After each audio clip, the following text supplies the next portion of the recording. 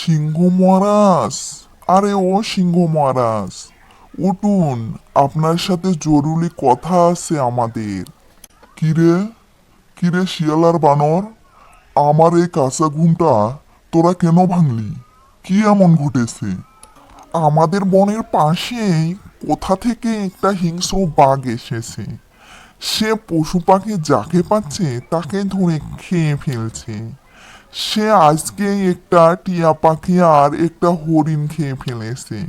এভাবে চলতে থাকলে তো আমাদের পশু পাখি আর অবশিষ্ট থাকবে না। ও তো সবাইকে একে একে খেয়ে ফেলবে। এর বিহিত একটা করুন সিংহ মহারাজ। বলছো কি? এ তো খুব সাংঘাতিক ব্যাপার।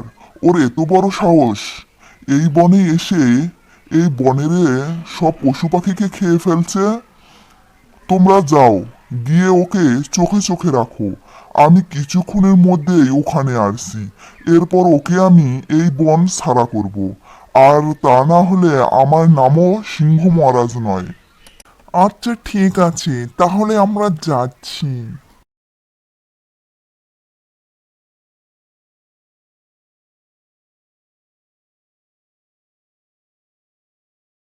এই বাঘ, এখন পালাচ্ছিস কেন? দাঁড়া, দাঁড়া বলছি, দাঁড়া। অবশেষে বাঘটি এই বন ছেড়ে দিল। সে আর কখনো এদিকে এলো না।